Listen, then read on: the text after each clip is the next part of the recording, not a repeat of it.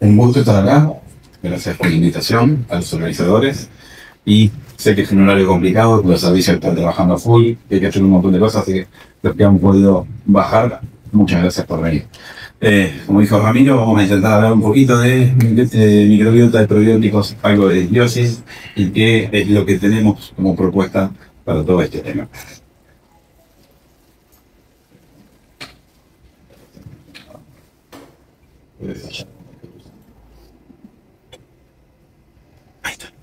Bueno, nosotros dentro de lo que es el microbioma, lo que tenemos que saber es que tenemos una comunidad de millones de bacterias, hongos, virus, ¿sí?, que están sobre nuestro cuerpo, en nuestro intestino, ¿sí?, que nos vienen acompañando desde hace 200.000 años cuando dijimos nos vamos de África porque nos está comiendo el león.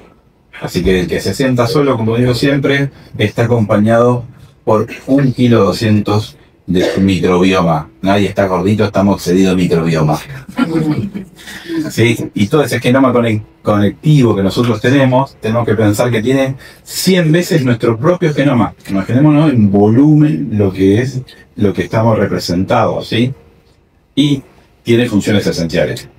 Recordemos todos que nuestro organismo per se no puede hacer todas las tareas, necesita de algunos operadores que tenemos nosotros, que son parte del microbioma, que nos ayudan con la digestión de carbohidratos complejos, con la vitamina K, con la vitamina B, con la síntesis de ácidos grasos de cadena corta, que para nosotros como gastroenterólogo es el ABC, porque nuestro colonocito depende del butirato y el butirato es un ácido de cadena corta y es donde nosotros más nos enfocamos. Recordemos que tiene componente inmunológico, ¿sí? Funciona a través de las células inflamatorias y la presentación de antígenos y nos va a informar de: hola, ¿qué tal? Al intestino le llegó tal cosa, venía la célula dendrítica, te presento, disparame una respuesta inmune asociada, ¿sí? Va a ir madurando a lo largo del tiempo y sobre todo tenemos la barrera, que es lo que nosotros todos recordamos, lo que hicimos alguna vez fisiología y recordamos que el estómago estaba tapizado por una barrera mucosa allá lejos y hace tiempo. Bueno, toda la parte de las funciones esenciales es ayudarnos a que esa barrera esté abundante, esté firme, esté generando un espacio en el que no tengamos lipopolisacáridos que se crucen y sobre todo fortalece las uniones estrechas intraepiteliales, ¿sí? Otra cosa que nos acordamos allá de fisio que dijimos para qué era esto, que eran las células oculares de la bilirrubina, ¿sí?, y algunas otras zonas. Como todo en nuestra vida, lamentablemente, hay un equilibrio y nuestra vida siempre se maneja por la cuerda floja y tenemos el equilibrio entre disbiosis y eubiosis. ¿Sí? Sabemos que la eubiosis es el sinónimo nuestro de salud, que la disbiosis es el punto de partida para muchísimas patologías, pero cuando digo muchas, estamos hablando hoy con nuestro microbioma de cada vez más patologías. O sea, hoy por hoy sabemos que tenemos relación en nuestra disbiosis y el Alzheimer, las enfermedades neurodegenerativas, la dermatitis atópica y otras enfermedades, todas a raíz de cómo funciona o no nuestra disbiosis. Y acá me quiero parar en un punto, ¿sí? Y es una cosa que estoy haciendo charla tanto cuando hago docencia como cuando hago estas charlas. Me gustaría, como una propuesta integral hacia todos los médicos, que empecemos a cambiar nuestra cabeza y que empecemos a trabajar en estos términos. Que cuando digamos que tenemos disbiosis, lo asociemos a inflamación sistémica de bajo grado, que es lo que vamos a ver en los próximos años como una epidemia y es lo que provoca la mayoría de nuestras patologías a través de radicales libres, que no es más que otra cosa que eso, la producción excesiva de radicales libres y la inflamación constante, que nosotros no la podemos medir, pero el daño acumulativo de esos radicales libres es lo que vamos a ver en toda la patogénesis de salud y enfermedad.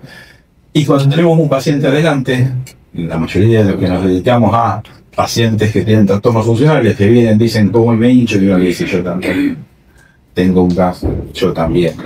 Tenemos que plantearle que la disbiosis no es la alteración solamente en la composición de la diversidad de los metabolitos del microbioma, sino es un cambio en la función de las bacterias, ¿sí? Están cambiando, dejaron de secretar tanto moco, las células oculares se lo van a tirar un poquito más, vamos a tener una mayor proliferación de células proinflamatorias, que debemos tener en cuenta que tenemos factores etiológicos prevalentes, o sea, nosotros tenemos que encarar todos como agentes de salud 2 o 3 campañas.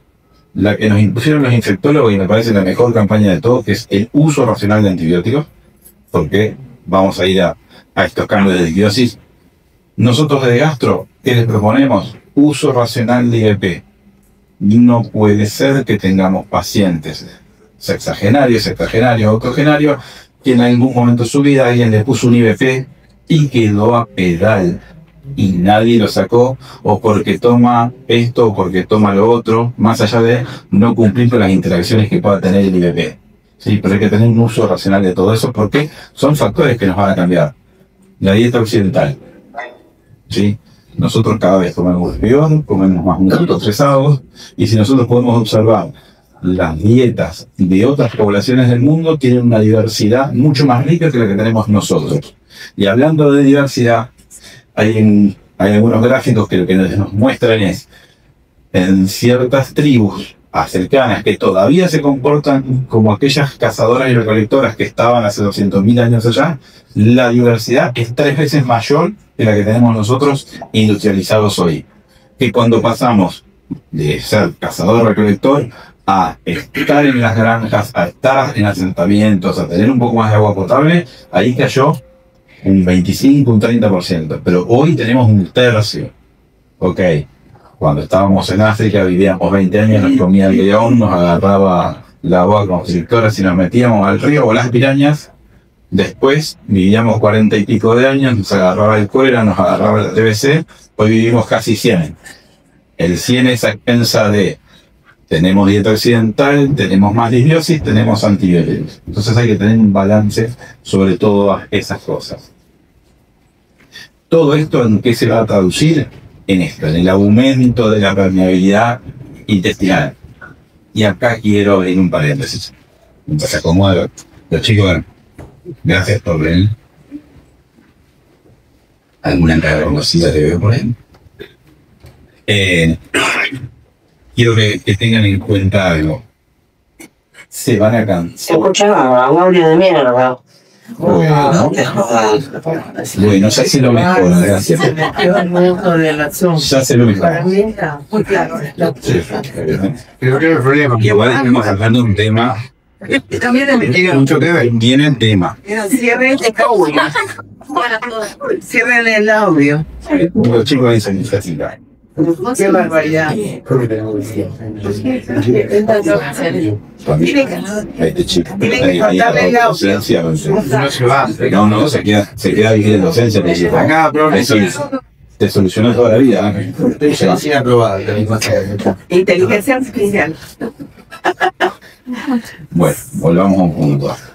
¿Dónde nos vamos a parar? Que quiero desmistificar algo que aparece todos los días en las redes sociales, ¿sí? Con bombo, vendemos humo a veces. Aumento de la permeabilidad. Muchacho, el intestino es permeable. El que piense que es impermeable está mal horno, porque si fuera impermeable el intestino, entra y sale. Hay una cosa, si existe síndrome de intestino permeable. Son los aumentos de la zona en la columna, pero ya tenemos permeabilidad porque si no, no pasan las cosas, ¿sí? Luego tenemos difusión intramembrana. Entonces, plantear tengo síndrome. Pero cuando está aumentado perdemos El proteína. problema es que esté aumentado. Claro, Pero a eso se refiere. la cosa mala es, sí, pero el problema es venderte a vos que tenés intestino impermeable, no que tenés una alteración en la permeabilidad del intestino. Así es. ¿Sí? Ojo con la semántica, porque la semántica es una cosa hermosa. Y te lo dice un disléxico. ¿Sí? Entonces, esto que vemos como aumento de la permeabilidad es lo que se traduce en que pasen los lipopolisacáridos, haya mayores expresiones de citoquinas proinflamatorias y, en el caso mío, que me gusta trabajar con la gente de Alzheimer, vamos a ver mayor degradación en los pacientes que tienen Alzheimer y los pacientes que tienen Parkinson, las enfermedades neurodegenerativas, porque mucho de esto va a terminar atravesando la membrana hematoencefálica. Entonces, ojo y a tener en cuenta los procesos de disbiosis. Pero por eso les decía, dejemos de decir, le cambió la flora a cambiar la función y ver un montón de cambios más sobreagregados a todo esto. Para copiar, hicimos el toquecito ahí. Y vamos a lo que nos atañe un poco hoy, que es ¿qué es un probiótico? ¿Sí? Un probiótico ya está definido por la OMS y por la FAO y tiene que cumplir ciertas características. Por ejemplo, ser microorganismos vivos, que cuando se administran en cantidades adecuadas, le confieren beneficio para la salud del huésped. ¿Sí? Tiene que tener un beneficio probado. ¿Y cuáles son los criterios fundamentales? Que es donde nosotros como médicos tenemos que ver y tratar de que nos llegue la información de que eso sí se cumple y no comprar espejitos de colores. Tiene que ser viable. ¿Sí? Lo que yo le doy a la boca tiene que llegar al intestino. No, yo te doy esto en la boca, que bueno, lo paladeo todo y el intestino no le llegó nada. La dosificación tiene que ser adecuada, tiene que estar probada. ¿Sí? Tenemos que saber cuánto le dimos al paciente, cuánto llega y que tenemos en los trabajos respuesta con esa dosis. Y generar un beneficio que esté demostrado para los pacientes. Entonces, aplicando la racionalidad, ¿qué deberíamos de decir? Que el beneficio de cada germen es atribuido a la cepa, no al género. A ustedes les tienen que decir, yo tengo, por ejemplo, un Lactobacillus rhamnosus, GG. En el GG está la firma de dónde lo tengo yo guardado, en lo que sería una especie de ceroteca, dónde tengo guardado ese probiótico y qué le confiere. Diferente es, si yo a ustedes les digo, bueno, yo tengo Lactobacillus rhamnosus. El GG yo sé que cumple algunas funciones, ahora las vamos a ver. El rhamnosus en general, no sé qué es lo que les puse, si les puse GG o no GG, y no sé si va a cumplir las mismas funciones. ¿Sí? Entonces, en las etiquetas hay que verlo. La cantidad de unidades formadoras de colonia y la dosis debe estar, hay varios ECAs que lo demuestran, y debe estar variada. ¿Sí? No es lo mismo que yo les dé 1 a la 10 a la 9, que les dé 4 a la 10 a la menos 9, o que les dé 25 a la 10 a la menos 9. ¿Sí? Porque los trabajos tienen que ser más o menos sistemáticamente armados y es lo que uno tiene que ir a ver. La evidencia de los ECA, como les decía, tiene que estar publicados en revista con revisión. ¿Sí? Lo cual muchas veces se complejiza porque los números no son grandes, los N no son grandes, o cada uno elige su propia aventura de qué combinación y de qué cantidad usar. Y las cepas, que como veníamos hablando antes, tienen que garantizar la viabilidad. Bueno, lo mismo, no es lo mismo que yo les digo, les pongo en la boca X y ahí me llega X a la menos 1 al intestino. Siempre pensar que va a llegar activo eso al intestino. En lo que nos compete a nosotros con Probiomax, ¿sí? Tenemos algunas cosas diseñadas y alguna sinergia ya demostrada en estudios de hace unos años, que es un poco hacia donde yo quiero charlar con ustedes. Por principio, estamos hablando de un compuesto que es multicepa, que va a tener Bifidobacterium lactis HN019, ya tienen la firma, que tiene Lactobacillus acidophilus NCFN, otro que tiene la firma, que tiene Lactobacillus rhamnosus, el HN001, ¿sí? Y el Lactobacillus paracasei, el NPC37. Ven que importante es tener la firma, uno ya sabe después, cuando va a buscar los trabajos, qué es lo que hace. Si no tuviera la firma, es un disparar al aire a ver qué puede llegar a pasar. Y la concentración por cada cepa es de 1 por 10 a la 9. ¿Sí? O sea que tiene 4 por 10 a la 9 porque tienen 4 cepas de probióticos. Y adentrémonos en qué beneficio le puede dar a cada uno, ¿sí? Es lo que vemos nosotros en la función intestinal y en algunas otras cosas. A nosotros que nos gusta la motilidad, ¿por qué nos gustaría usar esto? Porque actúa sobre la modulación de la microbiota y sobre la motilidad. El Bifidobacterium lactis, el HN019, demostró que reduce el tiempo del tránsito colónico. ¿Sí? Tiene un endpoint primario en un trabajo de 2017, el doctor de Araujo, Brasil, y lo que demostró, dando la formulación, ustedes tienen sobre o comprimidos, ¿sí? Lo pueden administrar, no tienen, para que tengan una idea, no tienen diferencia de concentración entre uno u otro, es a gusto del consumidor, es puede tragar la pastilla o puede tragar o puede tomar el disuelto, lo que le guste al paciente. Y lo que demostró en su endo primario, que era de 4 semanas, dándole 2 comprimidos por día a los pacientes, que les mejoró los síntomas que podía medir en un cuestionario validado de distensión, dolor, flatulencias. No modificó el Bristol, ¿sí? No modificó la escala de las heces, ni el tiempo y el intervalo entre catarsis, pero le modificó todo el resto, ¿sí? Que es por lo que más que se queja el paciente. El paciente muchas veces no se queja por el Bristol, sino se queja porque tiene distensión, dolor, los nociceptores se alteraron y empezó a generar dolor. Y tiene un efecto prokinético muchas veces, y eso es lo que vamos a poder nosotros validarnos de esto. En cambio, cuando yo doy el lactobacillus acidophilus, lo que veo es que tengo una modulación sobre la hipersensibilidad, o sensorialidad, como ustedes quieran decirle, visceral. ¿Por qué? Porque se vio que va a tener una conjunción en receptores cannabinoides y algunos opioides. Eso les va a bajar el dolor al paciente que se distendió. Pensemos de esta manera. Nosotros, cuando nuestro paciente viene y me dice, comí, me hinché, me dolió, la respuesta natural es, el nociceptor se estiró y me tradujo dolor. Yo a los pacientes trato de bajar lo más básico posible. Es, sí, te está doliendo porque si no, tu víscera va a reventar. O sea, te duele por eso. Es la distensión, el dolor como expresión de la distensión.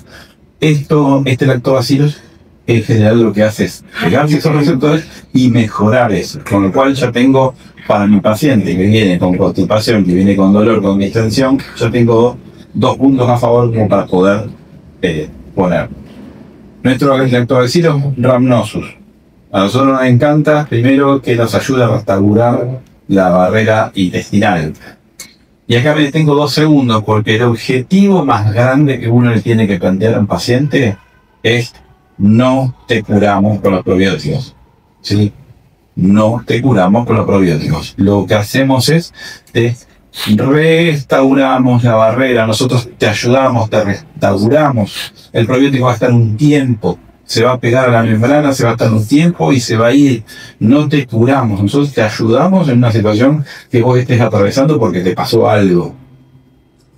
¿Qué es lo que va a hacer? Van a trabajar fortaleciendo las albuminas, las urlinas, y va a estar ayudando sobre la interleuquina 10, mejorando los receptores de inflamación, por lo cual es un potente hallazgo para nosotros. Nos mejora la permeabilidad alterada, tengo menos especies reactivas de oxígeno del otro lado de la membrana, tengo menos inflamación, disparo menos interleuquinas. Y el lactobacillus, el Paracasei, también, no te queda posibilidad. También forma parte de la inmunomodulación y de la presentación a través de las células dendríticas y de ligales.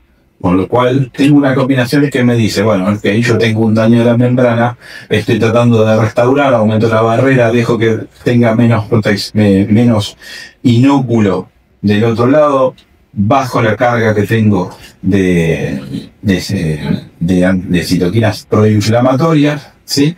Y descargo un poquito menos a todos los factores de crecimiento epidermoide y todo lo que tengo para hacer inflamación. ¿Cuándo vamos a indicarlo? A ver, la idea es, como les decía yo, es la restauración de la eubiosis. No, yo no quiero curar al paciente, no le tengo que hacer promesas mágicas de con esto te vas a curar. No, te estoy ayudando porque algo pasó. Y la manera que trato de explicarle al paciente es, mira, yo estoy viendo una foto de que algo te pasó a vos en este momento, ¿sí? Suponen que sos una rueda, algo pinchó la rueda, encontrame el clavo. Si yo no encuentro el clavo, voy a seguir poniendo parches, ¿sí? Entonces, no tiene que ser una estrategia primaria, tiene que uno ver todo el resto de lo que le pasa al paciente y en función de eso, tratar, ¿sí?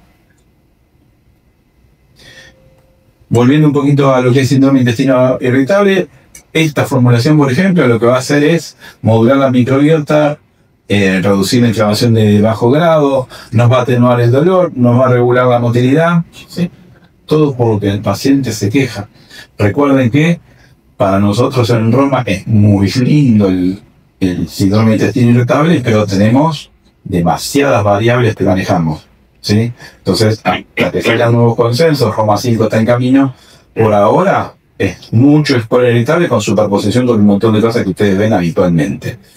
Si tenemos constipación crónica, nos puede dar, nuestro bifidobacteria nos puede llegar a dar ese efecto prokinético que nosotros pensábamos que nos iba a hacer bien. En lo que es nuestro eje intestino-cerebro, que también estamos todos a full, y debería de ser nuestro objetivo de acá a los próximos 5 años, mejorar nuestra dinámica en esta parte de eje intestino-cerebro.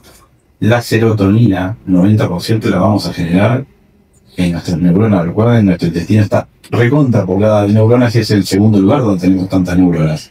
Entonces, si nosotros volvemos otra vez a mejorar la calidad de la barrera que tenemos en el intestino, a mejorar las condiciones que tenemos ahí, vamos a tener mejor serotonina, no vamos a tener tantos metabolitos proinflamatorios.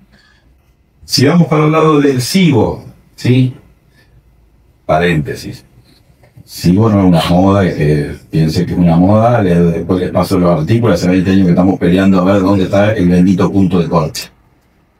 Hayan potenciado es otra cosa, pero el punto de corte hace 20 años que estamos discutiendo a ver si está arriba, abajo, si la base plana, si tenemos doble pico o alguna otra cosa. ¿En qué nos va a ayudar esta formulación? En tratar de ver que la recurrencia después de rifaximirina o la diarrea que en algún paciente puede llegar a ver post rifaximirina, que recuerden que tiene 1% de absorción, nos va a ayudar a evitar esa recurrencia, ¿sí? Nos va a generar una microbiota más diversa, más resiliente, va a ser un desplazamiento sobre las bacterias que van a generar gas. Piensen que principalmente lo que ven SIBO es el corrimiento de un grupo de bacterias, la colonización de otras que lo que son fermentadoras, básicamente, porque lo que vamos a ver es mucha distensión, diarrea, y ahí hay que ver si la flora es metanogénica, hidrogénica o sulfídrica, pero principalmente la expresión más grande es la distensión a expensas de la fermentación. Si ustedes quisieran darle en diarrea asociada a antibióticos, lo pueden dar, porque también nos va a ayudar, va a restaurar, ¿sí? Y pueden hacer, como dije, tienen alguna evidencia de movimiento competitivo contra el Clostridium difficile. Para no solo quedarnos del lado intestinal, hay algunos trabajos también realizados en Brasil por un equipo de Da Silva del 2020, que lo que hizo fue las mismas 4 cepas que tenemos ahora para presentar, se las administraron a pacientes que tenían algún trastorno, que principalmente eran mujeres con síndrome metabólico. Lo que buscaban era ver cuál variable mejoraban, y el periodo, en vez de ser dos dosis diarias durante 4 semanas, pasó a ser una dosis diaria durante 8 semanas. Se vio que se mejoró tanto el impacto de la modulación autonómica y la metabólica, mejoraron mucho el impacto sobre algunos valores como la glucemia basal, el colesterol, el HDL y algunas otras cosas más. Corte 5, ¿sí? Estamos hablando de menos de 100 pacientes, por lo cual hay que seguir trabajando sobre esto. En dermatología, lo que estamos observando en otro trabajo, que es este de Ador, es que se aplicó a pacientes en edad pediátrica en dermatitis atópica. Es un trabajo que incluyó chiquitos de 6 meses a 12 años, con mejoría clínica de los síntomas, ¿sí? Paréntesis. En Argentina, esta formulación todavía carece de la autorización de la entidad reguladora de alimentos para chicos, lo cual ya está en camino y en breve está, ¿sí? Recuerden que son suplementos nutricionales a partir de ahora. Y tenemos que tener siempre un límite clínico, ¿sí? Y aparte clínico. Tenemos que entender que son indicaciones emergentes, ¿sí? Que no pueden ser primera línea de cualquier tratamiento, que necesitamos más estudios, ¿sí? Todavía los N son bajos, hay que homogeneizar. Bueno, digamos, usemos estas 4 cepas, estas 5 cepas, estas 10 cepas, pero pongamos objetivos claros. Todos los trabajos se hacen con esto y esta cantidad de probióticos, esta cantidad de cepas, este intervalo, busquemos esta cosa que es todavía lo que falta homogeneizar en los trabajos a largo plazo, ¿sí? Y vuelvo a lo mismo, es un factor que contribuye, no cura, contribuye a restaurar esa disbiosis. Y deberíamos de pensarlo como un objetivo en la práctica clínica, en la práctica de medicina interna. Recuerden nuestro paciente que tenemos en internación prolongada. ¿Se acuerdan cuando nosotros hablábamos de esa disbiosis hace 20 años y decíamos, uy, este lo tenemos con antibiótico en la sala hace 15, 20 días y está con disbiosis y está con diarrea y no sabemos para dónde arrancar? Bueno, en algún momento pusimos saccharomyces, en algún momento pusimos otros lactobacillus. Hoy tenemos otra opción que promete y que puede ayudar a nuestros pacientes, ¿sí? Puede ser, como decíamos, una herramienta terapéutica que tiene evidencia, que tiene una formulación sinérgica y que puede restaurar la disbiosis. Ya les digo, creo que el principal objetivo es restaurar, ¿sí? No es curar, es restaurar. Y si nosotros se lo bajamos al paciente de esa manera, vamos a tener menor rebote, menor queja, porque el paciente quiere que uno lo cure. Nosotros estamos para tratar de ayudarlo y restaurar lo que podemos, ¿sí? Cosas importantes del perfil de seguridad, por las recomendaciones, como digo siempre, del fabricante. Por ahora, no se puede usar en embarazadas, en lactancia y en niños no se puede usar porque todavía están en fase de aprobación. Si bien está off-label y el trabajo que les decía yo de dermatitis atópica, ¿sí? Hay que ver algunas poblaciones vulnerables. Ojo, inmunos comprometidos, inmunosupresión severa, un neutropénico severo, oncológico que está con quimio más que activa, ¿sí? Trasplantes de órganos sólidos. Ahí ya tendrán que sopesar qué es lo mejor. Darle un probiótico, no darle un probiótico, ver el estado general de su paciente, si requiere o no requiere. ¿No? Pero ahí no hay tanta evidencia y ahí estamos hablando de haga usted su propia experiencia. Fíjese y pese cuál es el peso específico de cada cosa. De lo que les decía para la administración, dos formulaciones, ¿sí? O le doy comprimido o le doy vía oral. Lo que le guste al paciente. Mi esposa me pega un tiro si yo le doy un comprimido. Básicamente, así que le tengo que dar un sobre. Si le doy un sobre a un paciente, por favor, le dan la instrucción de que lo agite bien, lo disuelva bien. Si no lo disuelve bien y no lo agita bien, por lo menos un minuto, a veces quedan algunos restos contra la pared y esos excipientes no son bacterias. Pero el paciente después se asusta y dice, uy, no me hizo bien porque no, es el excipiente. Agitar bien un minuto que a nadie le gusta, revolver, no hacer nada y después adentro. Alejado de las comidas o no, ahí dependiendo si ahí encuentran alguna comida que tenga alguna propiedad antibiótica o no. Podría ser. Si lo quieren dar junto con los antibióticos, lo pueden dar en un intervalo que sepan que la concentración cae. Recomendación particular. Si va a ser el tratamiento de SIBO, ustedes le van a dar cada 8 horas, o le van a dar un antibiótico cada 8 horas, esperen que termine el tratamiento, porque la concentración media va a ser casi constante y no le daría un probiótico en ese momento, lo daría después. La red de estribo, como me gusta a mí siempre con el gaucho tomando el último mate, que tenemos que pensar en la disbiosis más allá del síntoma, ¿sí? Es un objetivo terapéutico, validado con implicaciones sistémicas. Tenemos que prescribir con evidencia, ¿sí? No por la lapicera, no por otra cosa, ¿sí? Con evidencia, cepa, dosis, indicación. Y exijan que esté el código, ¿sí? Exija que esté toda la firma del bacilo que usted vaya a usar, ¿sí? No vayan a la cepa, no vayan al género, ¿sí? Si no le dicen solamente el género, no le dicen la cepa, están medio tuertos porque no saben bien cuánto afecta o no, ¿sí? Y después valorar en lo que puedan las sinergias, ¿sí? Es muy bueno poder hacer sinergia, ¿sí? Eso les va a dar un abordaje más completo, más integral, y esto es parte del tratamiento, no es el tratamiento. Ay, ya pasó. no es el tratamiento de primera elección, es un complemento a un tratamiento. Y para redondear bien grande, busquen lo que pinchó la rueda, ¿sí? No nos quedemos en, ok, tiene dolor de panza, le encontré que está con más meteorismo, le mandé a hacer el estudio de SIBO, o lo que ustedes consideren hacerle, le encontré la patología así, listo, lo medí. ¿Y qué? Nos tomamos 5 minutos más.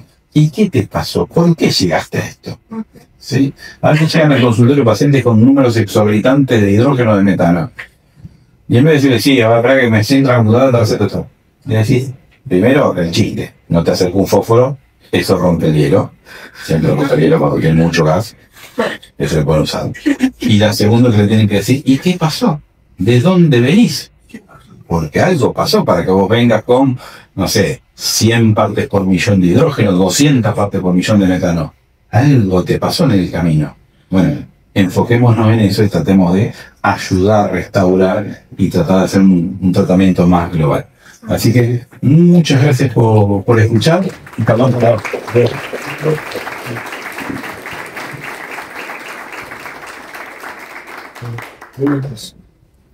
¿Alguien quiere preguntas? ¿Hay preguntas? Bueno, yo tengo una pregunta con respecto.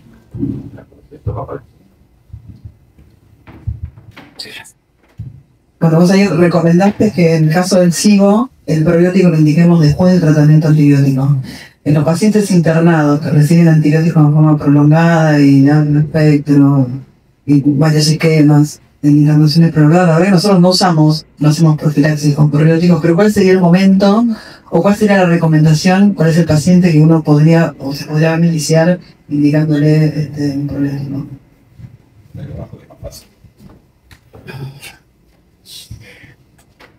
Es una muy buena pregunta la que nos hacemos todos, porque ahí lo que tenemos que ver es, ¿qué le estamos dando? Antibiótico oral y antibiótico endovenoso. ¿Dónde voy a tener mayor concentración? Porque si bien yo lo que hago es darle antibiótico oral 3 veces por día, ¿qué va a ser? La dosis va a ser tan constante en la luz del intestino que me va a tomar cualquier cosa que le dé. Sí.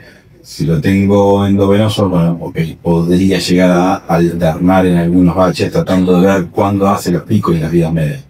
Esa podría ser una recomendación, pero ya te digo, es todo a prueba y error ahí. Otra pregunta que con respecto al SIBO, ¿no? Al estudio del SIBO, ¿cómo recibe pacientes que, independientemente de la especialidad que lo hayan visto, se le pide el test, a veces viene positivo, a veces negativo, pero bueno, ¿cuál sería la indicación? ¿Cuándo uno tiene que pedir un estudio para SIBO? Si tiene que tener diarrea o simplemente los síntomas compatibles con un colon irritable, uno lo solicita. No sé, no digo que esté de moda, pero sí que hay una pedido del estudio. Esa es otra muy buena, para me pasó así me ven mal. Esa es una excelente pregunta porque básicamente nosotros tenemos que pensar, no lo tengo acá porque es para otra charla, el otro día en la carrera de especialista en El Salvador, justamente hablé de todo esto, y yo tengo una gráfica en la que les pongo las causas y una escoba. Todo mecanismo de barrido intestinal les va a provocar cambios en la flora, disbiosis y probabilidad de SIBO, por desplazamiento de la flora. ¿Sí? Entonces, la diarrea sola, ok, pero tenés que descartar un montón de cosas. Después, si tu paciente tiene cloridia, o vos tenés diferentes cosas, supongamos que tengo un paciente que tiene trastornos de la barrera ácida gástrica. Tiene cloridia, tiene un bypass gástrico y de RUX, para los que somos más viejos tiene una Virot, ¿sí? Tiene una DPC. Todo eso le va a generar alteración de SIBO. A ese uno le pensaría. Puede tener unas fasciegas de un bypass gástrico. Le puede pasar. Puede tener una epicolectomía. Puede tener una resección de la válvula de Secai. Eso va a generar desplazamiento de las bacterias del colon al intestino delgado. Puede tener antibiótico-terapia persistente. Caso sencillo, chiquita de 17 años. Vengo con distensión desde hace 5 años. ¿Qué te anda pasando hace 5 años? Tengo faringitis a repetición. ¿Qué tomas? Ácido clavulánico a repetición. Estudio de SIBO positivo, tratamiento, agradecida. ¿sí? Entonces, muchas veces tenemos que entenderlo, y esto va para el sur, tenemos que entender, nuestro paciente con patología funcional es un paciente que pobre, deambula de lado en lado, que muchas veces no es comprendido porque el sistema de salud privado no nos deja organizarnos en el tiempo que nosotros requerimos para ver un paciente. Pensar que un paciente funcional debería ser evaluado entre 20 y 40 minutos. Y con suerte tenemos 20 en el mejor de los casos de la prepaga, 15 en el peor. Entonces no te da tiempo y es un paciente que tenés corriendo, y de repente te lo encontrás. ¿Qué fue? Fue a 5 médicos hasta que alguno dijo, bueno, te pido un sigo. Y ahí es donde se empiezan a armar las bolas de todo esto. Pero si tuviera, por ejemplo, la inmunodeficiencia como un variable, es otra causa que uno debería investigar si tiene SIBO o no. ¿Sí? El uso de laxantes crónicos genera desplazamiento de la microbiota, puede generar sobrecrecimiento, puede generarlo. Los IBP, los opioides, el éxtasis de los opioides. Nosotros tenemos un paciente en la sala, más de uno de ustedes debe tener el paciente o con bomba de morfina o con fentanilo. Todo el fentanilo es mala palabra ahora, pero no, dejé de hacer clínica hace 4 meses. O sea, todos tenemos fentanilo dando vueltas en la sala, tenemos un montón de cosas. Y ese paciente va a tener éxtasis de gaso y va a estar constipado. La constipación no va a ser grande. El tiempo que va a tener en algún lugar, esas bacterias van a tener que difundir hacia algún lado. Entonces, todo eso es lo que uno debería de buscar. Pero sí, tener más conciencia de por qué ser, y no es ya cuando dentro del paciente. Creo que tengo SIBO porque me diciendo, bueno, vamos a ver por qué, veamos todo. No a pedido del paciente, como una respuesta automática, sí buscar qué es lo que tiene el paciente. Doctor, ¿te puedo hacer una pregunta? Bueno, ¿qué tal?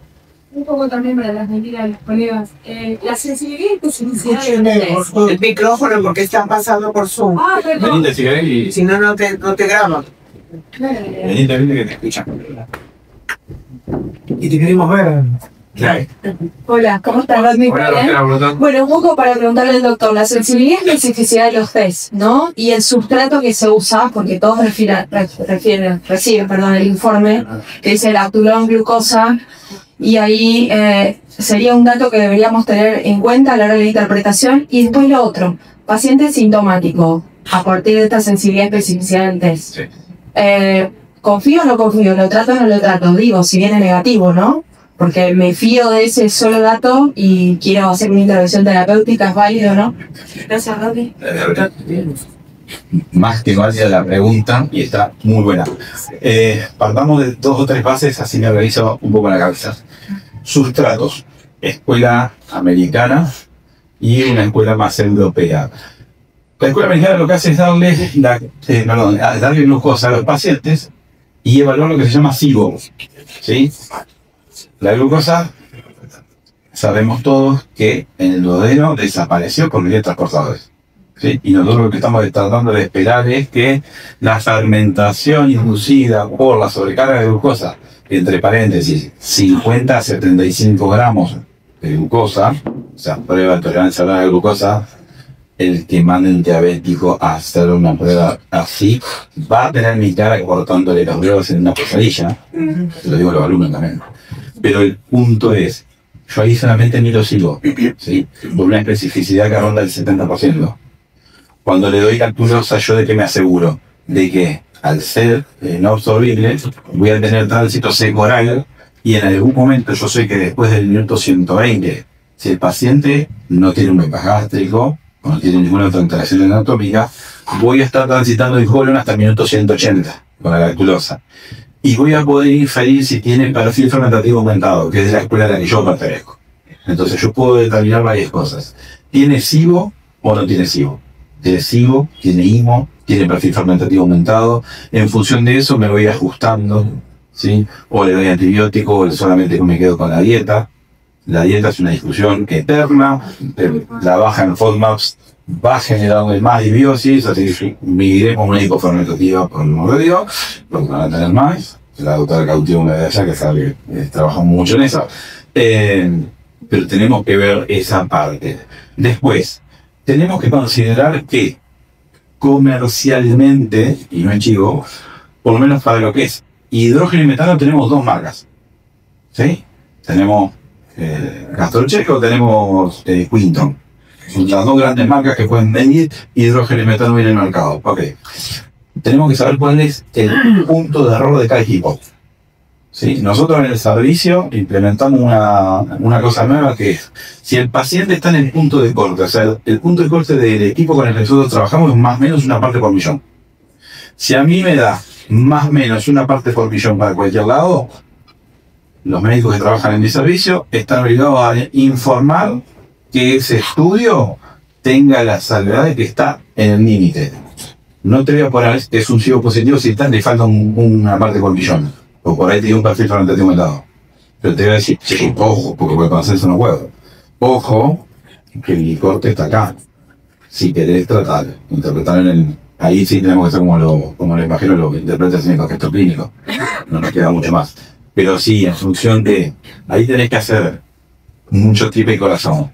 ¿Tiene muchos síntomas? Tiene un pretest alto, porque no nos olvidemos de eso. Consideremos el pretest. Si tiene un pretest alto, tiene muchos síntomas, y te dio en el limbo, por así decirlo, bueno, tratémoslo. ¿Sí? Más allá de esto, de que estamos hablando de que son estudios que andan entre el 60 y el 80% en el mejor de los casos. ¿Sí? Vuelvo lo mismo, elegir qué sustrato depende mucho de qué es lo que queremos evaluar. Gracias. Top.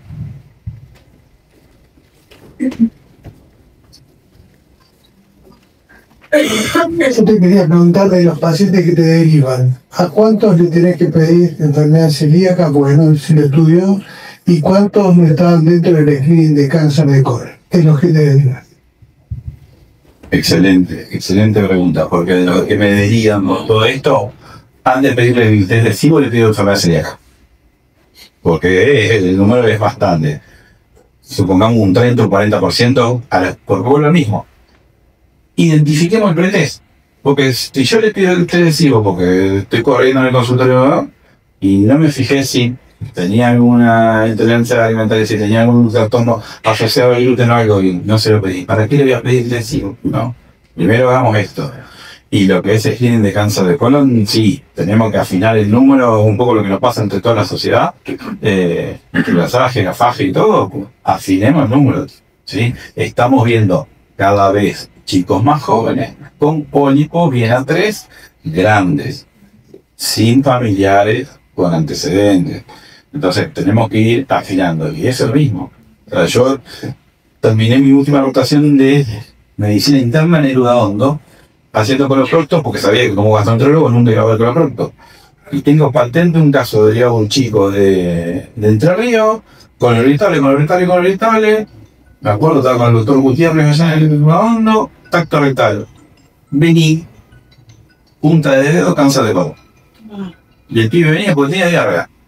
Entonces, pensemos en diagnósticos alternativos, no nos sumamos a la moda de alguna cosa y usemos un poco nuestro criterio que más que evidente nos ganamos y por eso llegamos a donde estamos todos, ¿sí?